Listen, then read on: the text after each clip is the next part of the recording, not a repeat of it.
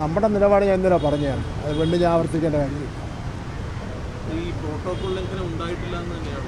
ഒരു പ്രോട്ടോകോൾ ലംഘനം ഉണ്ടായിട്ടില്ല. ഭരണഘടനാ ലംഘനം നടത്തിയിരിക്കുന്നത് ബഹുമാനപ്പെട്ട ഗവർണറാണ്. കാരണം രാജ്ഭവൻ എന്ന് പറയുന്നത് RSSൻ്റെ ഓഫീസല്ല, BJPയുടെ ഓഫീസല്ല. അദ്ദേഹത്തിന് ഒരു വനിത ഒരു കാവിക്കൊടി വെച്ചുകൊണ്ട് നിന്നിട്ട് അദ്ദേഹം പ്രഖ്യാപിക്കുകയാണ് ഇത് ഭാരതാംബ എന്ന്. അദ്ദേഹത്തിന് ആര് കൊടുത്ത് ഈ അധികാരം പ്രഖ്യാപിക്കാൻ വേണ്ടി? അദ്ദേഹത്തിന് അധികാരമൊന്നും കൊടുത്തിട്ടില്ല. എന്ന് മാത്രമല്ല, ഈ അടുത്ത കാലത്ത് ബഹുമാനപ്പെട്ട സുപ്രീം കോടതി ഹൈക്കോടതിയും പറഞ്ഞിട്ടുണ്ട്, ഈ ഗവർണർമാരുടെ ഇടപെടലും അധികാര ഉപയോഗമൊക്കെ വളരെ കൂടി വരികയാണ്.